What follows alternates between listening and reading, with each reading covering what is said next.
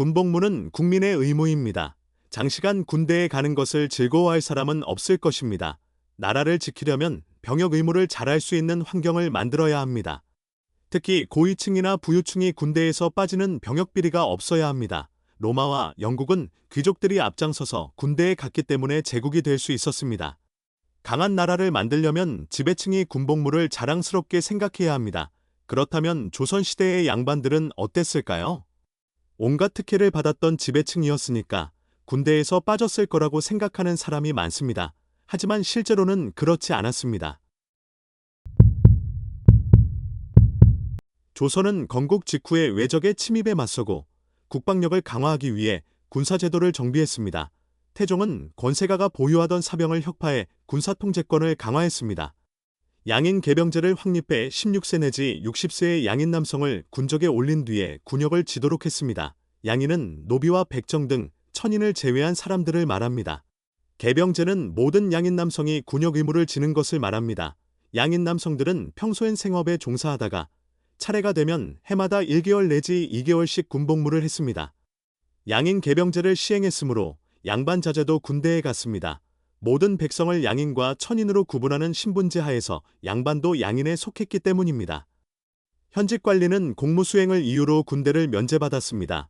관직에 오르지 못한 양반 자제들은 군적에 이름을 올렸습니다. 군적은 군인의 소속과 신원을 적어놓은 명부였습니다. 군적에 오른 남성은 군복무를 했습니다. 그때에도 고위관리의 자식은 특수부대에 편제되어 좋은 대우를 받는 경우가 많았습니다. 하지만 현직 관리가 아니라면 양반 자제도 군역 의무를 지는 것이 원칙이었습니다. 물론 양반은 일반 양인과 달리 군복무를 면제받을 수 있는 길이 있었습니다. 군역을 피할 수 있었던 합법적인 통로는 교육이었습니다. 양반 자제들은 대개 과거 공부를 했습니다. 성균관이나 지방의 향교에서 공부하는 학생들에게는 군역을 면제해 주었습니다.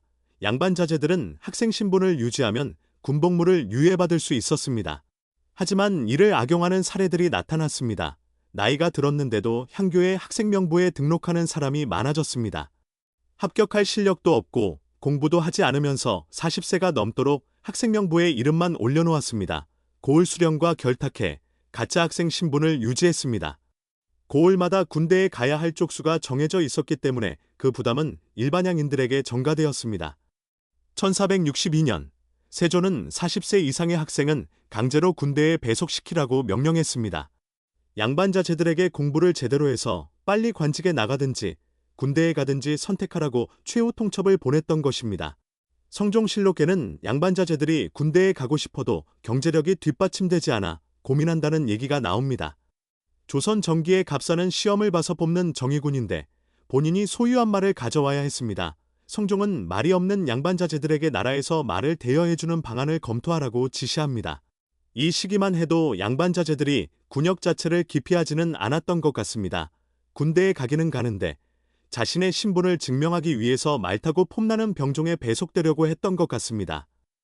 16세기에 접어들어 조선의 군사제도는 흔들리기 시작했습니다. 평화가 지속되면서 양반들이 군복무를 기피했습니다. 경제적 여유가 있는 양반이나 부유층은 사람을 사서 대신 군대에 보내는 대립을 행했습니다. 자신의 노비를 대신 보내거나 가난한 양인을 고용하는 방식이 성행하면서 군대의 질은 점점 떨어졌습니다. 정부는 이런 현실을 통제하기보다 오히려 제도화하는 길을 택했습니다. 1541년 군적에 오른 사람이라도 나라의 배 2피를 바치면 군복무를 면제해주는 방군수포를 도입했습니다.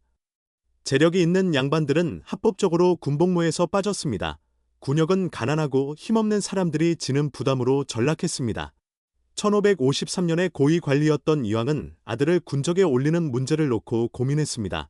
이왕의 아들은 군적에 올라도 군대에 가지는 않았을 것입니다. 군포를 바치면 군대에서 빠질 수 있었으니까요. 이왕이 아들의 군적 문제를 고민했던 까닭은 가문의 위신이 깎일까 걱정해서였습니다. 16세기 중반이 되면 군적에 이름을 올리는 건 양반이 할 일이 아니라고 생각하기 시작했습니다. 양반들은 군적에 자식의 이름을 올리지 않는 것을 관행으로 만들었습니다. 군역 기피 현상은 국가적 재앙으로 이어졌습니다. 임진왜란 초기에 조선군이 속수무책으로 무너진 원인 중 하나는 병력 자원과 군사훈련의 부족이었습니다. 선조는 전쟁을 겪으며 병력 확보의 필요성을 느꼈습니다. 전후 복구 과정에서 양반들에게 다시 군역 의무를 지우려고 했습니다. 1599년에 정부는 새로 작성하는 군적에 양반들을 포함시키려 했습니다. 하지만 기득권을 지키려는 양반들의 저항은 격렬했습니다. 양반들은 비변사로 몰려가 집단 시위에 나섰습니다. 비변사는 임진왜란 후에 의정부를 대신해 국정을 논의하던 핵심 기관이었습니다. 선조는 거센 반발에 부딪혀 양반에 대한 군역부과 계획을 포기해버렸습니다. 양반들은 노블레스 오블리주는 아랑곳 없이 기득권만 지키려 했습니다. 양반의 군역 면제가 법적으로 굳어진 것은 인조 때였습니다. 인조는 1627년에 양반의 군역 의무를 폐지한다는 결정을 내렸습니다. 조선 전기까지 양반은 법적으로는 양인 신분에 속했습니다. 조선 후기에는 군역에서 완전히 제외되는 특권층으로 공인받았습니다.